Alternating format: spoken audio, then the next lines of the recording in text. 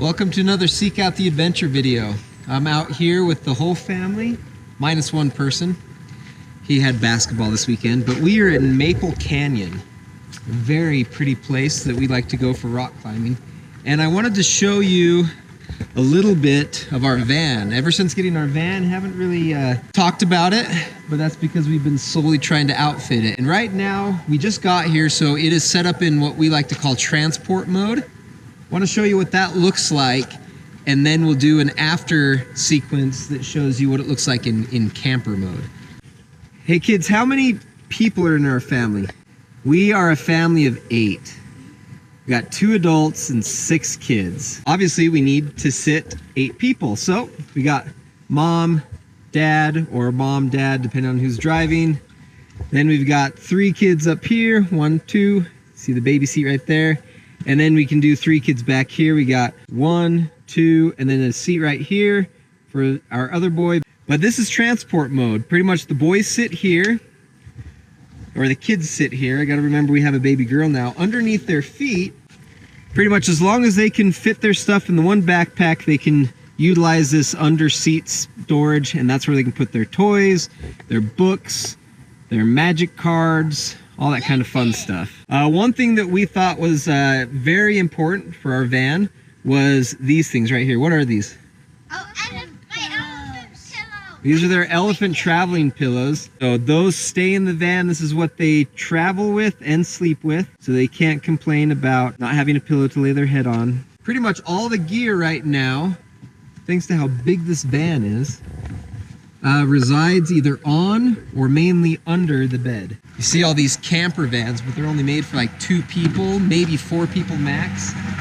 Yeah, we're having to make it all work with a 8-person family. It's crazy. So here's the back of the van. This is where the storage happens. Most of the storage is underneath here. That black box, I'll have to show you that. This is an amazing hack that we do, but this storage box is our camp kitchen, complete with a fold-out table and everything. This contains like our bathroom supplies and other like general camping supplies. And then we've got 2 tubs back there with these yellow lids. Those have like a lot of our other general camping supplies like tents, hammocks, and sleeping pads if we decide to sleep outside of the van. This right now is full of our climbing helmets. We've got a climbing backpack up there, and some of our climbing backpacks are in these tubs as well. And then our food. Up top, we try not to put too much up top because we want to be able to roll in to our camping area and not have to do too much rearranging. But there is still some shuffling around. But what we try to keep up here is just our bag of clothes. Everyone gets one of these duffel bags. So right now we have 7 of those. Naomi just gets her diaper bag and everything pretty much fits there. This is our big bag of camp chairs. Everyone gets a camp chair, so I have to put 7 of them in this big duffel bag. My camera gear obviously goes up there. Got the baby stuff. Oh, and then all the sleeping bags are up here as well as our bedding. Now this thing right here, this is a new addition thanks to my lovely wife. We've got something cool to show you when I transform this into camper mode. So stay tuned for that.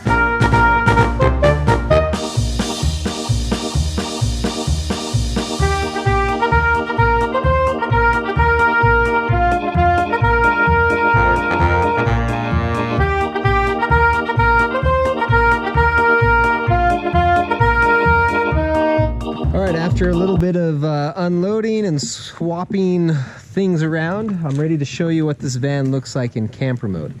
So obviously what makes a regular large person or multi-person wagon a camper van is you got to build a bed in the back.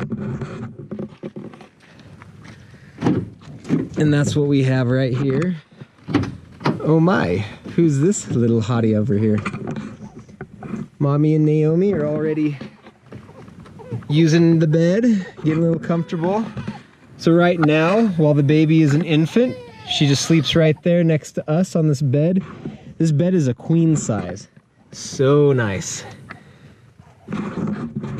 If you're curious on how we built this bed, that'll be a whole other video. I'm really proud of what Carrie and I were able to make happen for this bed. It's awesome.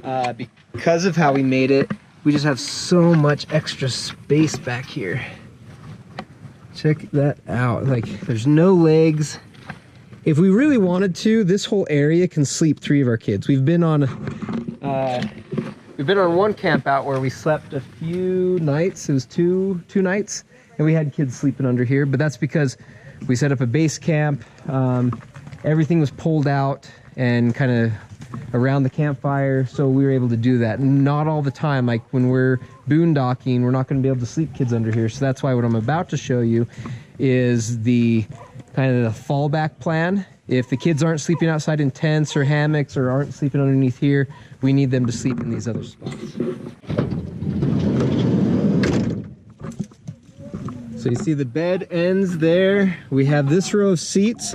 We contemplated putting a bed here, but we really like being able to come off the bed, stand here. We can stand up and just change, get ready for bed, everything. It's awesome. And so we decided for now, until we need to do otherwise, this is going to be our closet changing area. This is where we keep all the clothes bags that in transport mode are up there. But when we get to camp, we transfer them there.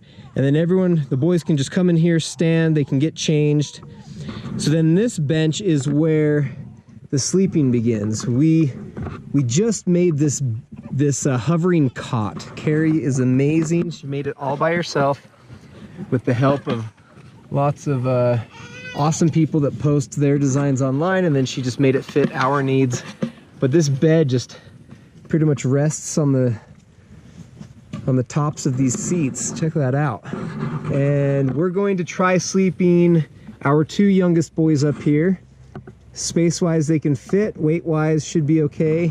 Underneath here, directly on the bench itself, we got one boy that'll sleep here. Looks like he'll definitely have enough head space. Eventually, we might try to do something to help kind of extend that, but I kind of like leaving this gap open so that he can crawl out and access the door and everything. It just makes it a little easier to crawl in.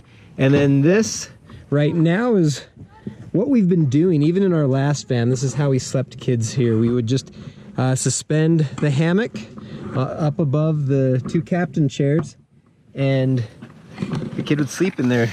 If we like this setup enough, we might build a second one, slightly modified, that will bridge from here to here and still be able to sleep 1 or 2, well, definitely 1, maybe 2 kids here.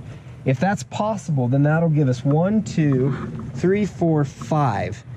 That would allow us to sleep all of the kids in the front of the vehicle without having to empty underneath the bed. So let's say we're in the middle of a long road trip, we just want to bunker down at a Walmart parking lot or just in front of somebody's house. We can just quickly pull out the bed platforms, install them, put the sleeping bags and pillows on, send them to bed. We car all in the back, and we don't have to pull anything out of the back. We'd love to hear some of your ideas. If you've experienced sleeping lots of people in your van and have some other ideas that we might want to consider, we'd love to hear them. We're still trying to decide what we should name it. We tried out the Millennium Falcon because we're all fans of Star Wars, especially the kids. Just didn't stick. So I think it looks like a giant sperm whale. So now we're trying out a couple famous whale names. Moby from Moby Dick, or Monstro from Pinocchio, even Willy from Free Willy. We'll see.